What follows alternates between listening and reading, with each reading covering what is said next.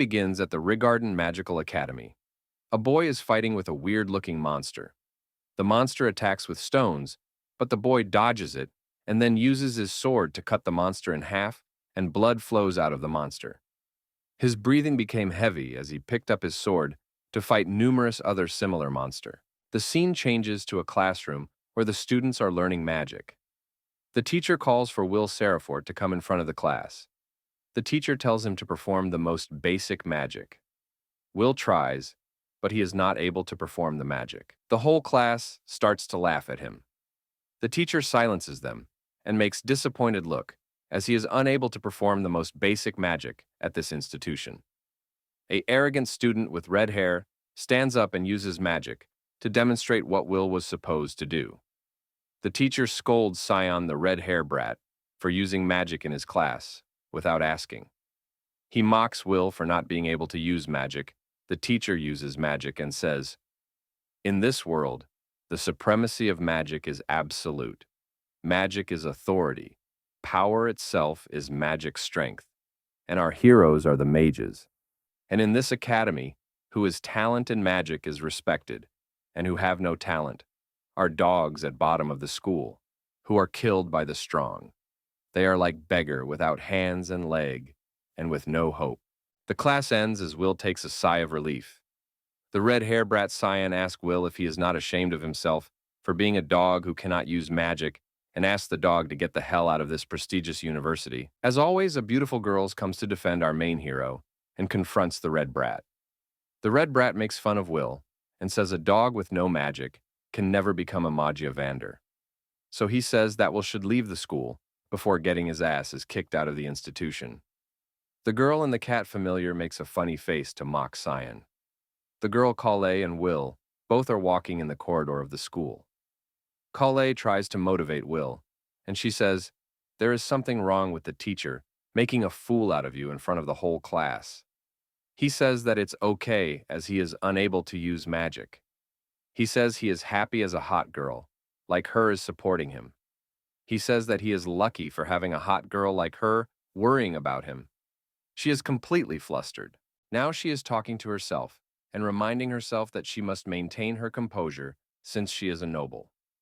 Magiavander are the most powerful mages who with their magic keep the sky clear from the black clouds. We can see that in the sky there are a lot of magic circles. Backstory time. Long ago, people knew nothing about the sky. They were trapped in darkness. The world was terrorized by the celestial host, until 5 mages rose up against them. These wizards turned back the invaders. They cast a seal over the sky and brought peace to the world. The title Magiavander was given to the strongest mages of each generation. Everyone dreams to be Magiavander at least once. The end. Calais says, "Do you think the Ice Maiden's wand, Albus Vina, is watching over us today too?" While looking up in the tower of the Vander, he says she is. Then he says that she is sitting by a window and looking this way. In Will's childhood memories, there is a girl saying that the sun and moon are floating up in the real sky. Will excitedly asked the girl Elfaria if that was true. And she, while reading books, and says that the other side of the sky has sunset. And she says that if they could climb at top of the Magia Tower, if they could become Magiavander, maybe they could see the sunset. Then Will says, "Let's go and see it together." The girl smiled, and they made promise. Will knew it was just a child's dream, but she really became a Magiavander. With her talent, she became the youngest to get the title and reach the tower. But our hero, not able to give up on his promise made on that day, he still tries his best to get the title.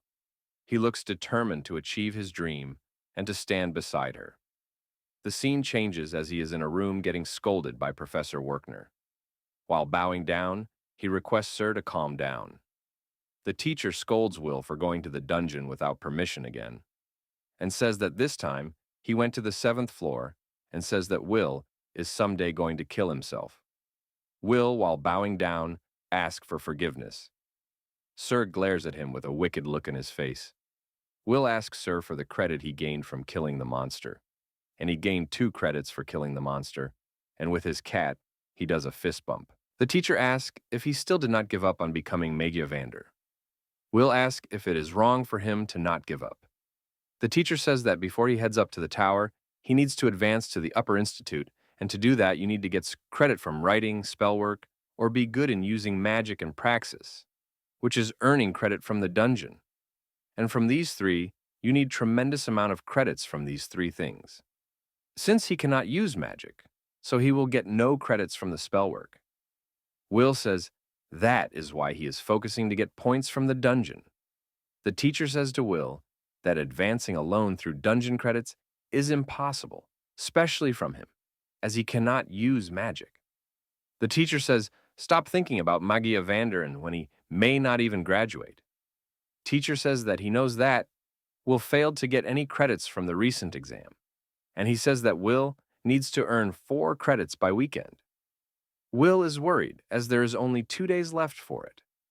Will opens his note and tries to find a monster with 4 credits. The teacher acts as he is talking to himself and says that a monster is worth 4 points is there on the 6th floor. Will runs up to the teacher and hugs him and thanks him and with a smiling face. The red hair brat hears it and is now planning something. With devilish face, he is ready to get rid of our hero from the institute. The scene shifts and Will is in dungeon at 6th floor, ready to kill the monster and earn his 4 credits, and he thinks fight will not be hard as he has already fought the Baskerville before.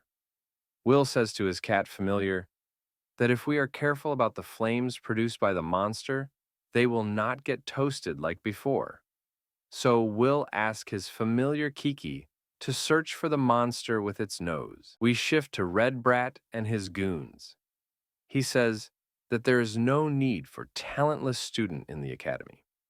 They plan to kill the monster before Will kills it, and without that monster credit, Will fail the class. His goon asks if it is safe to come to the 6th floor like this, and the Red Brat replies, "Do you know who I am?"